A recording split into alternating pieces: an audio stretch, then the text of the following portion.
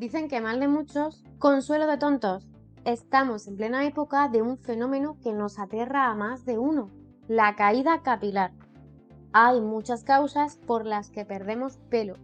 Hoy en particular hablaremos de la caída estacional, que siempre se ha asociado a épocas otoñales, aunque diversos estudios concluyen que es mayor en los meses de verano. Juzgar por vosotros mismos, ¿cuándo notáis más pérdida de volumen?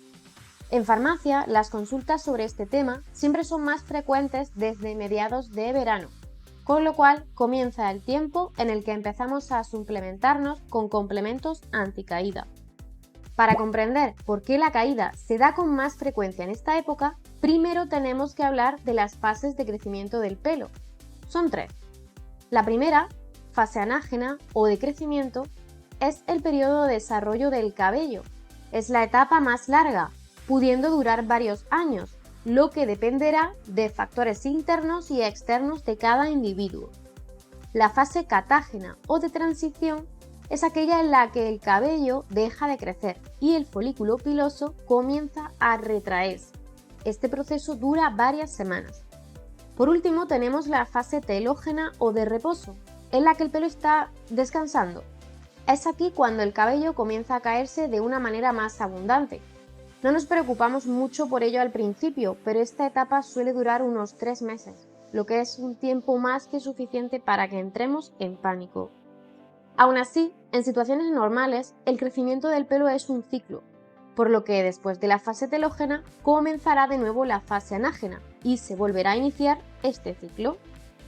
Entonces, ¿qué ocurre en verano para que numerosos estudios apunten a estos meses en la caída capilar? Fácil. Estamos más expuestos a altas temperaturas y al sol. Este es el responsable de las radiaciones ultravioleta que nos alcanzan y en verano son mayores. Pensemos que de la misma manera que los rayos ultravioleta pueden ser perjudiciales para la piel, lo son también para el pelo. Además, esas altas temperaturas parecen ser responsables de la aceleración del ciclo capilar, induciendo la fase telógena en más cabellos de lo normal. Asimismo, hay factores relativos a esta época del año que pueden empeorar el estado del pelo. Los baños en la playa, por ejemplo, son muy refrescantes, pero la sal del mar favorece el deterioro del cabello debido a la fricción que se genera entre esta sustancia y la cutícula capilar. El cloro de la piscina también puede fragilizar el pelo. Debido a todo esto, hemos de prestar más atención al cuidado del cabello. Para ello, es recomendable utilizar un champú que asegure una correcta hidratación seguido de un buen acondicionador. También el uso de la mascarilla, al menos un par de veces por semana, nos ayudará a nutrir el pelo. Se ha de prescindir de herramientas como la plancha o el secador en la medida de lo posible, ya que la aplicación directa de una fuente de calor solo aumentará más aún el problema. Además, podemos utilizar también protectores capilares con filtros ultravioleta para el cabello. Sin embargo, si el problema ya ha pasado de castaño oscuro y solo nos queda curar, tenemos diferentes opciones. Entre las dudas más frecuentes siempre se encuentra la de champú o comprimidos. Lo primero es dejar claro que el champú anticaída es un producto coadyuvante, es decir, contribuye y ayuda al tratamiento prioritario. Lo importante es la recuperación desde dentro, por lo que lo más recomendable siempre es el tratamiento vía oral, aunque no está de más acompañarlo y ayudarlo con un champú indicado para el mismo problema. De los complementos alimenticios indicados para esta función es importante su composición en vitaminas y minerales, ya que son nutrientes necesarios. También es necesaria la presencia de aminoácidos como la cistina, imprescindible en la formación de queratina, una proteína presente tanto en el pelo como en las uñas. Además, se hacen indispensables principios activos como la Serenoa repens, la curcubita pepo, también llamada aceite de semilla de calabaza, o el Pygeum africanum, más conocido como ciruelo africano.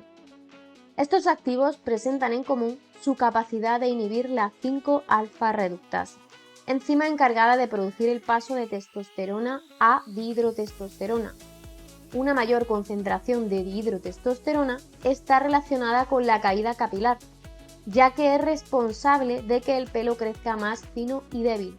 Esto es lo que conocemos como miniaturización del folículo piloso. Respecto al tema de la higiene siempre se plantea la misma duda, la de los lavados semanales. Existe la creencia de que el pelo debe lavarse lo mínimo posible para evitar la caída. Esto no es así. El pelo que se cae tras la ducha o el peinado estaba debilitado y su ciclo estaba llegando a su fin, es decir, iba a caerse más pronto que tarde.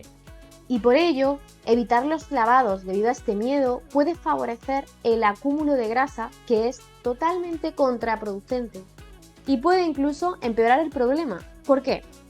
Imaginemos que esa grasa que no retiramos obstruye el folículo piloso. Por lo tanto, los nutrientes necesarios no son capaces de alcanzar su lugar y el pelo se va debilitando, aumentando su tendencia a la caída. Por tanto, evitar lavarse el pelo no es la solución. Lo ideal es utilizar el champú más adecuado las veces que sean necesarias según tu tipo de pelo. En último lugar, hay que hacer hincapié en lo que hemos comentado desde el comienzo. Hay distintos tipos de caída capilar. Hemos hablado de la estacional, pero existen alopecias autoinmunes, alopecias hormonales, efluvios producidos por tratamientos como los oncológicos u otros fármacos, e incluso existen otros tipos de caídas consideradas fisiológicas, como la que se da en mujeres tras el parto, asociada lógicamente al estado hormonal. Conocer qué tipo de alopecia estamos sufriendo será imprescindible para el abordaje terapéutico. Y hasta aquí el vídeo de hoy. Si tienes alguna pregunta, puedes dejarla en comentarios. En los siguientes vídeos seguiremos tratando temas relacionados con el cuidado de la piel. ¡Hasta la próxima!